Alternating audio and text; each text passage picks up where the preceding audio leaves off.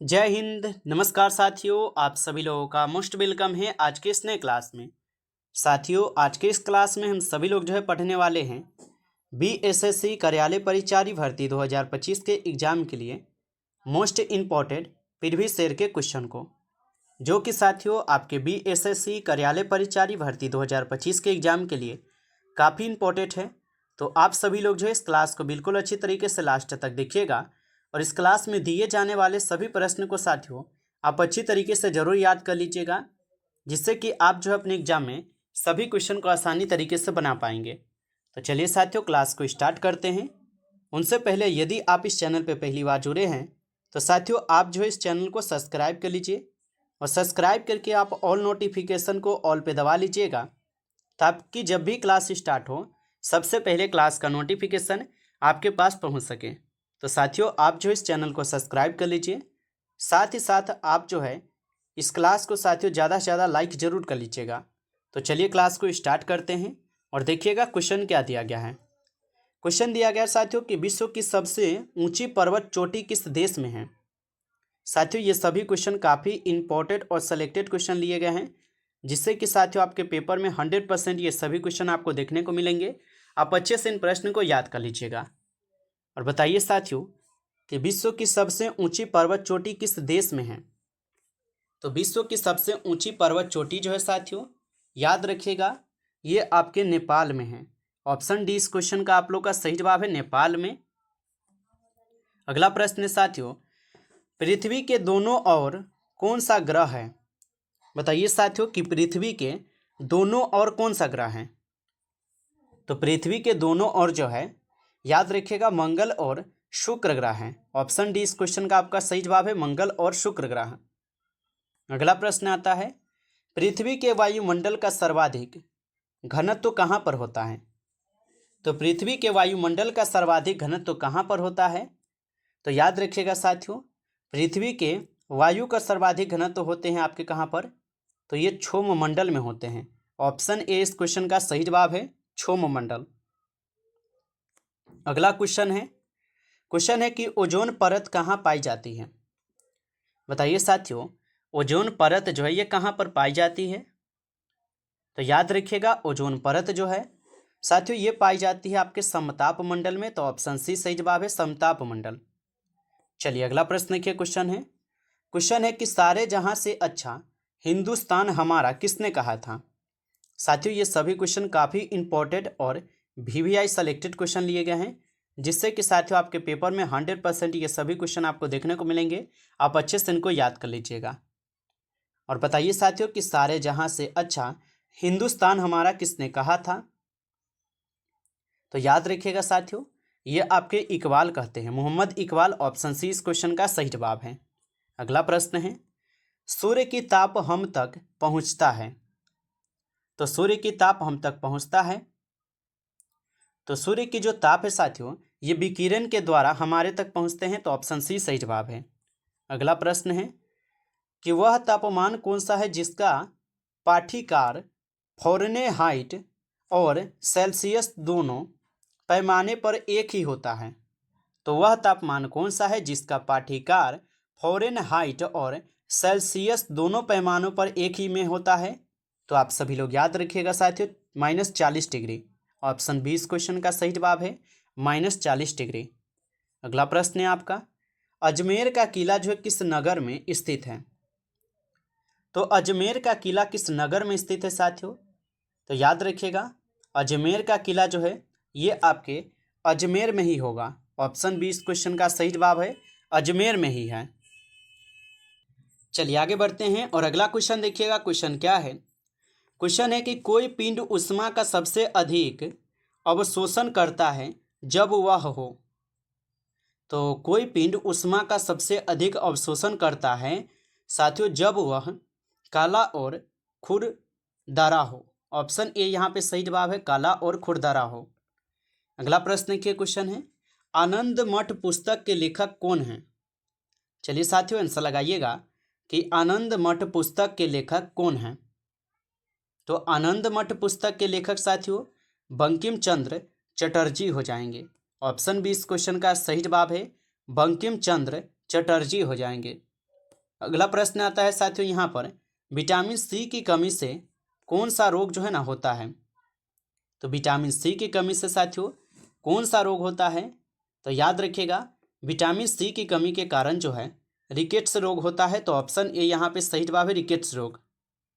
अगला प्रश्न के साथियों क्वेश्चन है कि सूर्य प्रकाश में कौन सा विटामिन पाया जाता है।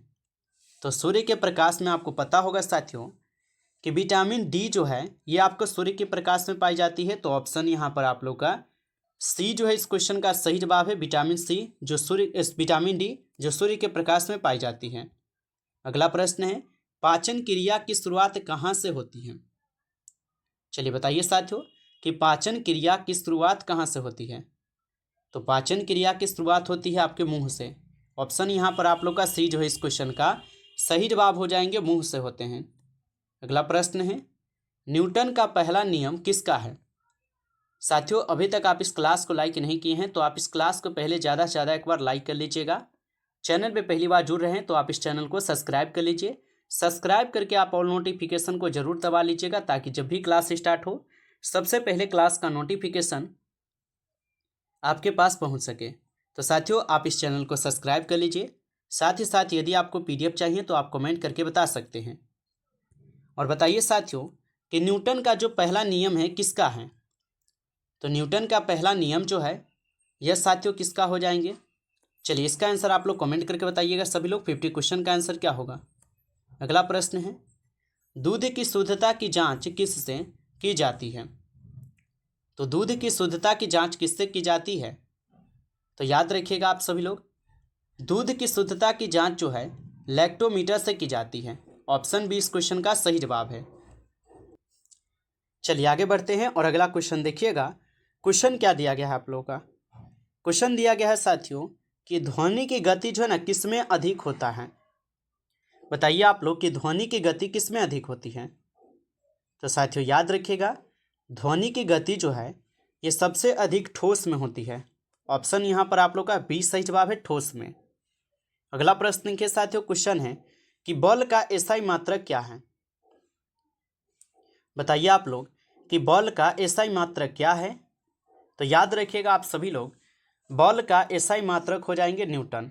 ऑप्शन ए यहाँ पे सही जवाब है साथियों, न्यूटन। अगला प्रश्न के क्वेश्चन है कि ध्वनि की चाल किन पर निर्भर करती है।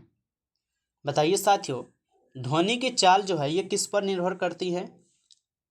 तो ध्वनि की चाल जो है साथियों ये ताप पर निर्भर करते हैं। ऑप्शन बी इस क्वेश्चन का सही जवाब हो जाएंगे, आप सभी लोग याद रखिएगा।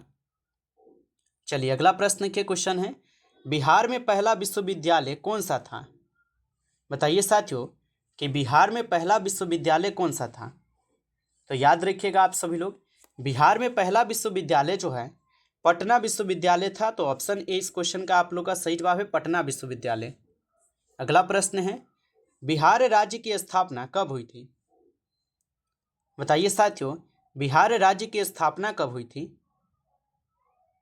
तो बिहार राज्य की स्थापना जो है 1912 ईस्वी में होता है। ऑप्शन बी इस क्वेश्चन का सही जवाब है, 1912 ईस्वी में। चलिए अगला प्रश्न के क्वेश्चन है, बिहार का राजकीय वृक्ष कौन सा है। बताइए साथियों कि बिहार का राजकीय वृक्ष जो है कौन सा है। तो बिहार का राजकीय वृक्ष हो जाएंगे पीपल। पीपल जो है ये बिहार का राजकीय वृक्ष है। ऑप्शन ए सही जवाब है। अगला प्रश्न है, बुद्ध ने अपना प्रथम उपदेश कहाँ दिया था। बताइए साथियों कि बुद्ध ने अपना प्रथम उपदेश कहाँ दिया था। तो बुद्ध ने अपना प्रथम उपदेश सारनाथ में दिया था। तो ऑप्शन बी इस क्वेश्चन का सही जवाब है, सारनाथ। अगला प्रश्न के क्वेश्चन है कि भारत का संविधान कब लागू हुआ। बताइए साथियों कि भारत का संविधान जो है कब लागू हुआ था। तो भारत का संविधान जो है 26 जनवरी 1950 को लागू होता है। ऑप्शन बी इस क्वेश्चन का आप लोग का यहाँ पर सही जवाब है, 26 जनवरी 1950। अगला प्रश्न के क्वेश्चन है, भारत के संविधान का निर्माता किसे कहा जाता है। तो भारत के संविधान का निर्माता किसे कहा जाता है। तो साथियों याद रखिएगा आप सभी लोग, भारत के संविधान का निर्माता जो है किसे कहा जाता है।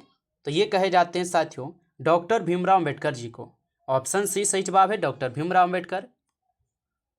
अगला प्रश्न है, बिहार में सबसे बड़ी नदी कौन सी है? बताइए साथियों कि बिहार में सबसे बड़ी नदी कौन सी है? तो बिहार में सबसे बड़ी नदी आपके गंगा नदी है। ऑप्शन यहाँ पर आप लोग का 20 क्वेश्चन का सही जवाब है गंगा नदी। अगला प्रश्न है आप लोग का, क्वेश्चन है कि भारत का राष्ट्रीय गीत कौन सा है? चलिए बताइए साथियों, तो भारत का राष्ट्रीय गीत कौन सा है?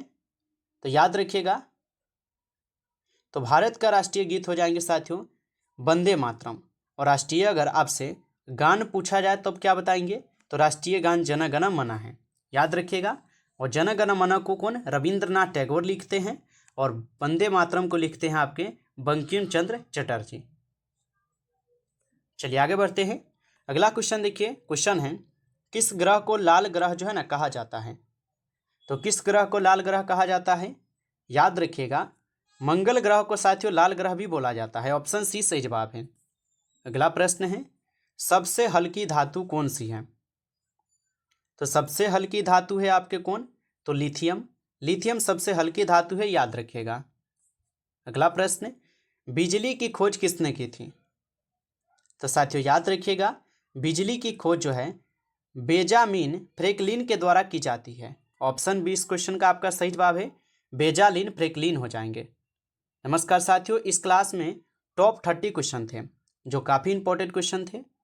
साथियों यदि आपको ये क्लास अच्छा लगा हो तो आप जो है इस क्लास को ज़्यादा से ज़्यादा जो है लाइक कर लीजिए। चैनल पे पहली बार जुड़े हैं तो आप इस चैनल को सब्सक्राइब कर लीजिए, और सब्सक्राइब करके आप ऑल नोटिफिकेशन को दबाकर जरूर जुड़ जाइएगा, ताकि जब भी क्लास स्टार्ट हो सबसे पहले नोटिफिकेशन आपके पास पहुँच सके।